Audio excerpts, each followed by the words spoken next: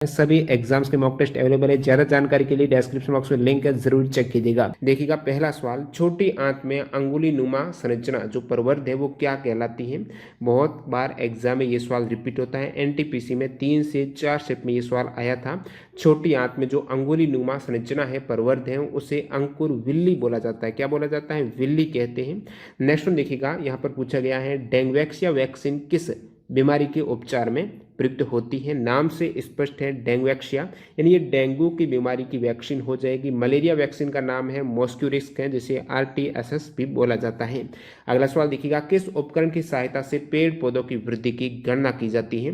तो ये उपकरण है वनस्पति वृद्धि मापी, इंग्लिश में बोला जाता है दोस्तों इसे ऑक्जेनोमीटर। इसकी सहायता से पेड़ पौधों की वृद्धि की गणना की जाती है। इसी के साथ साथ एक और उपकरण है क्रेस्कोग्राफ है। तो ये क्रेस्कोग्राफ है, ये भी पौधों में वृद्धि को मापने के लिए प्रयुक्त होता है। इसका आविष्कार 20वीं शताब्दी की शुरुआत में सर जगदीश चंद्र बोस ने किया था। तो क्रेस्कोग्राफ या जो ऑक्सीजनोमीटर, दोनों में से जो भी ऑप्शन रहा होगा वो आपको सही करना था। ऑक्सीजन का संयोजन या जो बंधन होता है वो किसके साथ अधिक होता है। तो ऑक्सीजन का संयोजन है इनमें से यहाँ पर हीमोग्लोबिन के साथ अधिक होता है।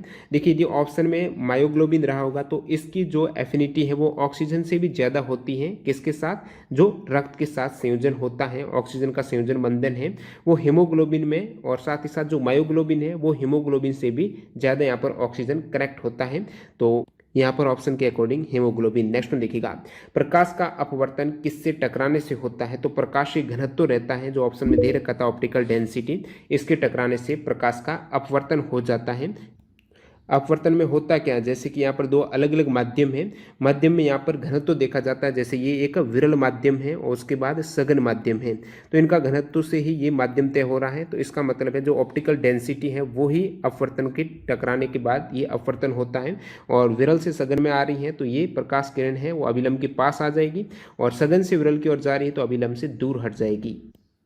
अगला सवाल देखिएगा, गोलीय दर्पण के सेंटर पॉइंट को क्या कहा जाता है। जो गोलीय दर्पण है उसका जो सेंटर पॉइंट है, जैसे कि ये आपका दर्पण हो गया और ये जो सेंटर पॉइंट है इसे बोला जाता है ध्रुव, पोल बोला जाएगा इसे। और गोलीय दर्पण में वक्रता केंद्र है, जो सेंटर ऑफ कर्वेचर है, ये दर्पण के खोखले गोले का केंद्र बिंदु होता है। जो वक्रता केंद्र रहेगा खोखले गोले का केंद्र बिंदु रहता है। और जो प्रिंसिपल अक्ष है ये वक्रता केंद्र और ध्रुव के बीच से होकर गुजरने वाली रेखा है, ये आपके मुख्य अक्ष हो जाएगी। नेक्स्ट में देखिएगा, लैक्टिक अम्ल में कितने कार्बन होते हैं। लैक्टिक एसिड में 3 कार्बन होते हैं। लैक्टिक एसिड का फॉर्मूला है C3H6O3। हाइड्रोजन पूछ रहे तो 6 ऑक्सीजन होते हैं 3, ये लैक्टिक एसिड का फॉर्मूला है। ग्लूकोज में पूछा जाता है कितने कार्बन होते हैं, तो 6 यानी 6 कार्बन, H12 हाइड्रोजन और 6 ही ऑक्सीजन होते हैं। ध्वनि का संचरण किस में नहीं होता है। निर्वात में ध्वनि का संचरण नहीं होता। बहुत बार एग्जाम पूछा जाता है ध्वनि का संचरण किस माध्यम में ज्यादा होता है, ठोस तरह गैस करके। तो ठोस में ध्वनि का संचरण है, स्पीड सबसे ज्यादा होगी, उसके बाद दरों में फिर सबसे कम गैस में। पृथ्वी पर किसी पिंड का द्रव्यमान 80 किलोग्राम है, तो चंद्रमा पर कितना होने वाला है। तो द्रव्यमान है यहाँ पर चेंज नहीं होता, किसी भी ग्रह पर आप चले जाइए, चाहे पृथ्वी पर हो चंद्रमा पर हो, ये 80 किलोग्राम ही रहने वाला है।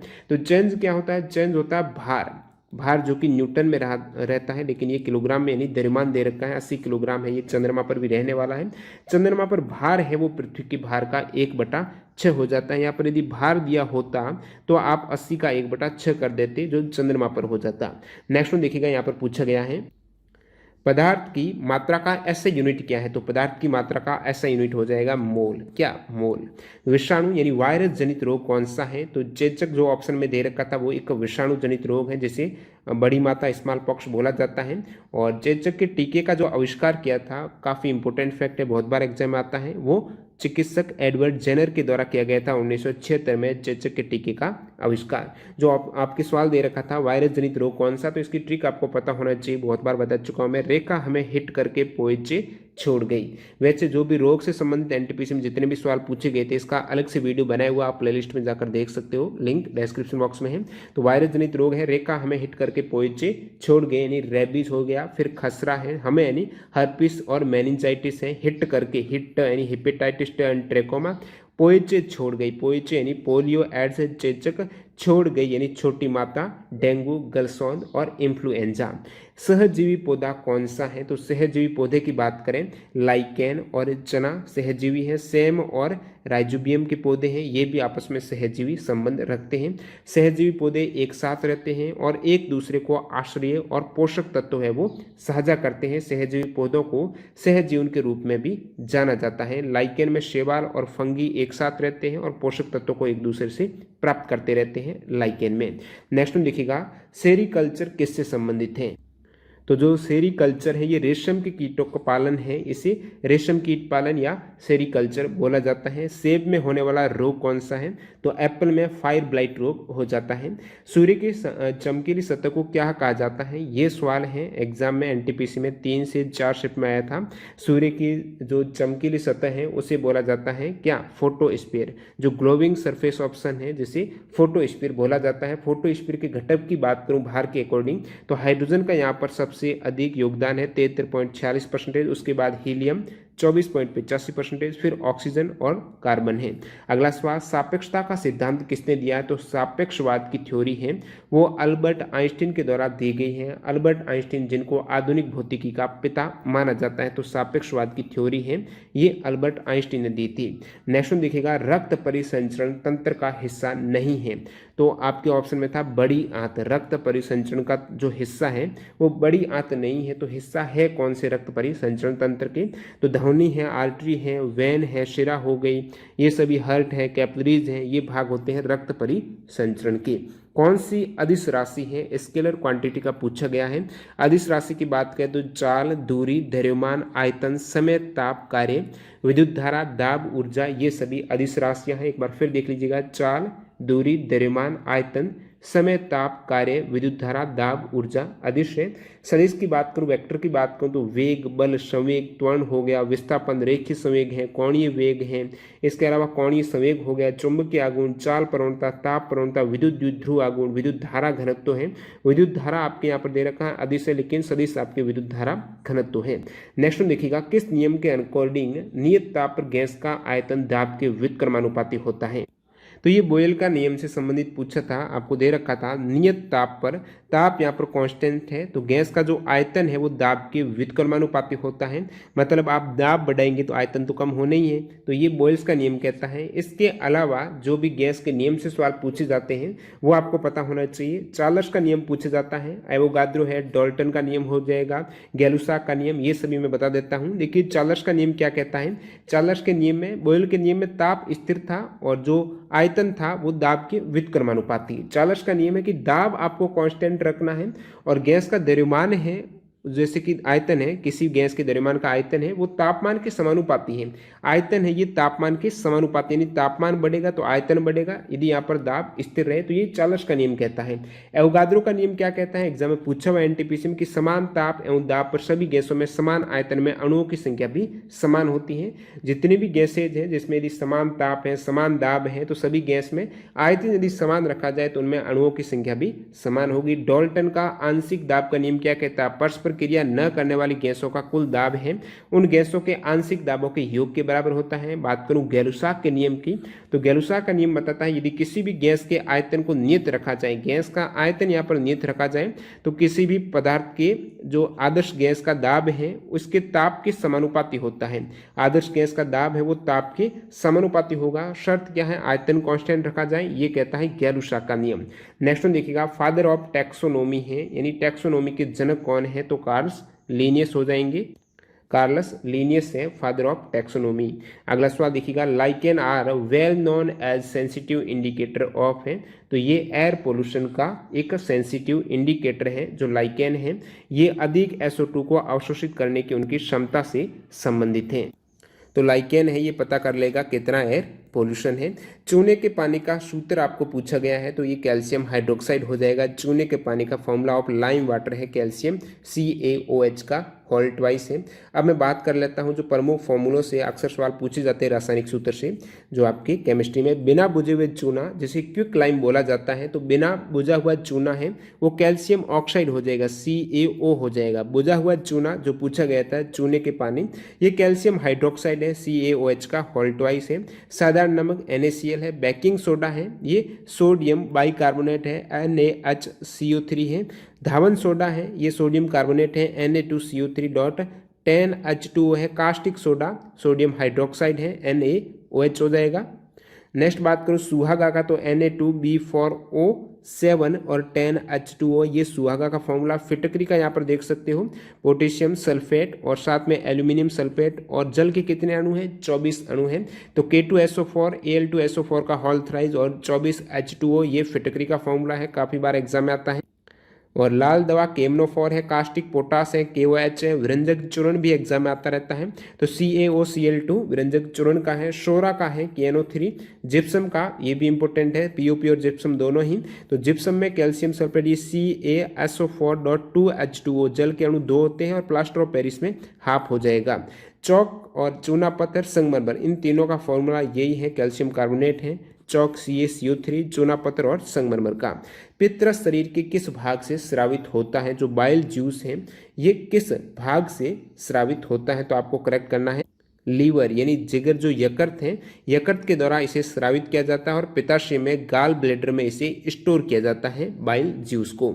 साउंडिंग रॉकेट के लॉन्चिंग हेतु Thumba equatorial rocket launching station best क्यों है।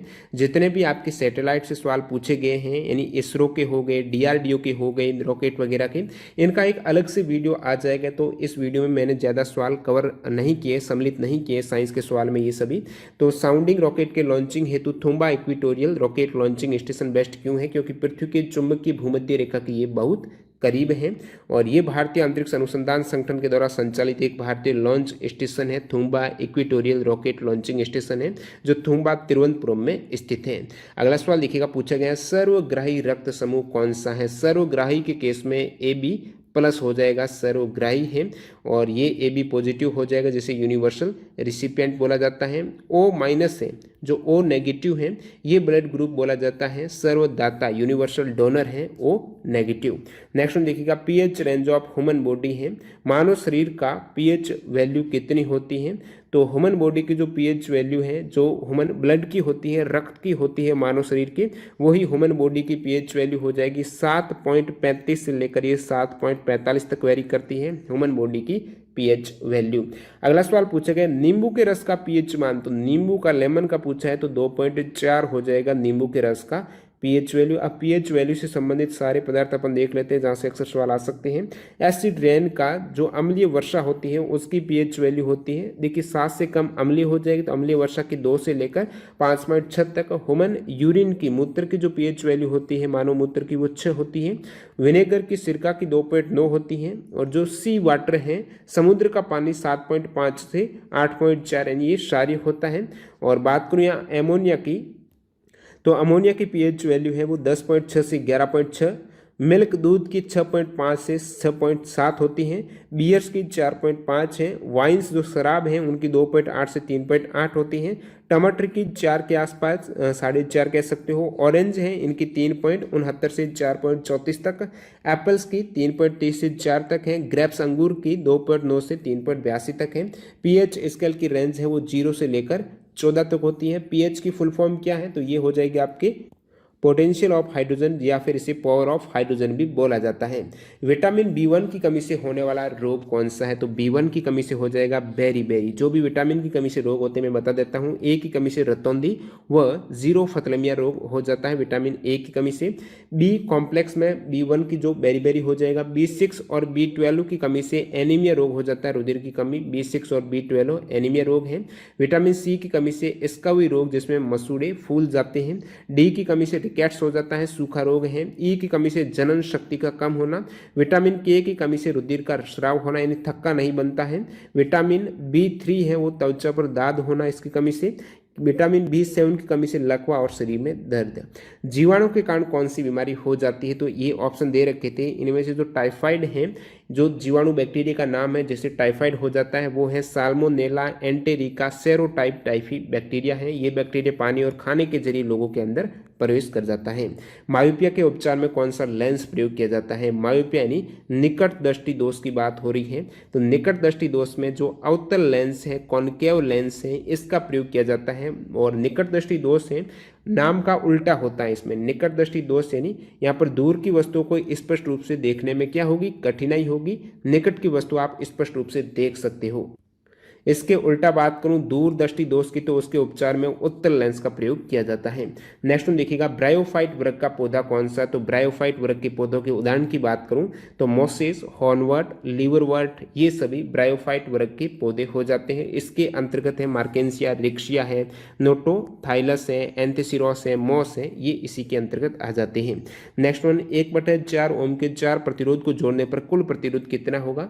अब प्रतिरोध कौन से क्रम में जोड़ा जा रहा है? जैसे कि श्रेणी क्रम की बात करूं तो डायरेक्ट ऐड करेंगे आप 1/4 के, ये 4 प्रतिरोध हैं, तो इसको मैं डायरेक्ट ऐड करूंगा तो ये 4/4 यानी 1 हो जाएगा। इसी के उल्टा मैं समानांतर क्रम की बात करूं तो आप इसको ऐड करेंगे 1/r के रूप में, जो 1/4 दे रखा है, और इसको मैं 1/r करूंगा, यानी ये r के स्थान पर 1/4 करूंगा तो ये हो जाएगा 4, और उसके बाद इसी प्रकार सभी 1/r है तो 4 + 4 + 4 है। तो यहाँ पर जो समानांतर क्रम में 1/r की वैल्यू आ गई, वो आ गई 16।